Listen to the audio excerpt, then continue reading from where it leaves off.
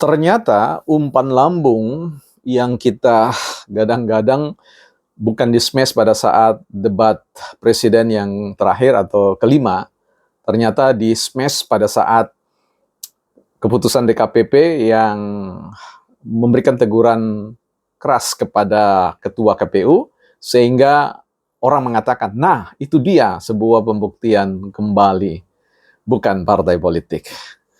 Teman-teman, kita mau bahas tentang smash, dan yang lain-lain. Ada buku yang kita coba lihat dulu. Ini buku lawas ya, buku yang menurut saya masih punya harga, masih punya hal yang penting untuk bisa digunakan, yaitu Otak Sejuta Giga ya.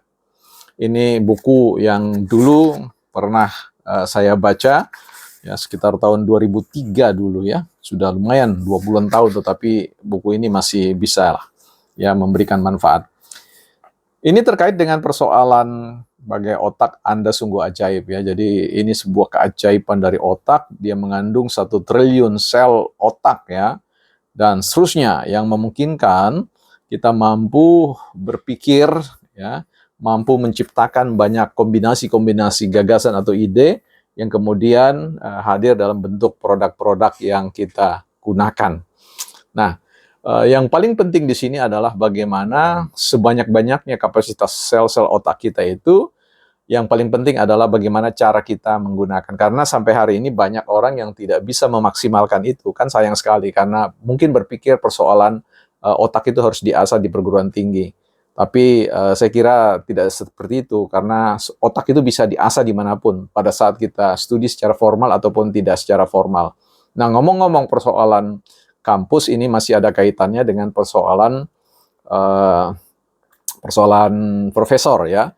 Baru-baru ini ketika umpan lambung yang diberikan oleh DKPP terkait dengan pemberhentian KPU dalam putusan terkait dengan pelanggaran etika, maka hal ini kemudian mendapatkan ya sebuah respon, bahkan mungkin saya mau agak sedikit turunkan, mendapat reaksi ya dari guru besar atau Profesor Kunchoro yang menurut saya perlu diperiksa cara berpikir yang beliau sampaikan, yang mengkritik ya melalui umpan DKP itu.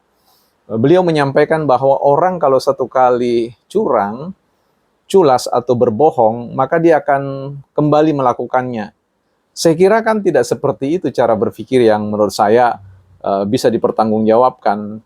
Ada orang yang sekali benar, tidak mungkin dia selalu benar. Orang yang salah, tidak mungkin selalu salah.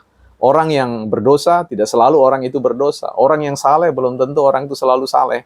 Jadi itu semua relatif ya. Saya kira ini jangan sampai publik memandang ada hukum teori psikologi yang dipakai yang kemudian kita tahu bahwa teori itu tidak selalu mengandung kebenaran.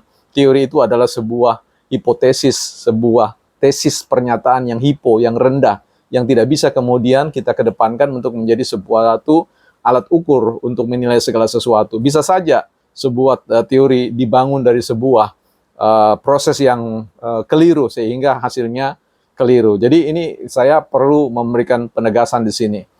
Jadi sekali lagi persoalan etik dan persoalan hukum ini perlu benar-benar harus dicermati, dibedakan. Kita ini negara hukum, ya, negara hukum bukan negara etik, ya. Negara hukum ini landasan bahwa Indonesia itu adalah negara hukum. Segala sesuatunya harus berdasarkan pada hukum. Dan kita tahu bahwa hukum dijiwai, diberikan roh, diberi kehidupan juga salah satunya energi dari etika. Ya, jadi saya kira jangan kemudian ini kemudian menjadi sebuah sesat pikir kalau berbicara tentang kebenaran. Kebenaran manusia itu adalah kebenaran perspektifal, kebenaran subjektif, kebenaran pribadi. Nah, tidak selalu bahwa ketika orang berbicara bahwa banyak orang mayoritas mengatakan itu salah dan kemudian kebenaran itu harus mengikuti dari sisi mayoritas atau sisi kuantitas. No, kebenaran adalah kebenaran. Sekalipun 1000 orang menolaknya dan hanya ada satu yang menerimanya, kebenaran itu akan ya memunculkan dirinya dan berpihak pada satu orang. Ya, jadi sekali lagi kebenaran sebenarnya terlepas dari cara pandang kita, cara kita berpikir. Nah, dalam hal ini kita perlu tiupkan peluit kepada para guru-guru besar yang menurut saya sudah mengambil posisi pada pasangan tertentu, bukan partai politik.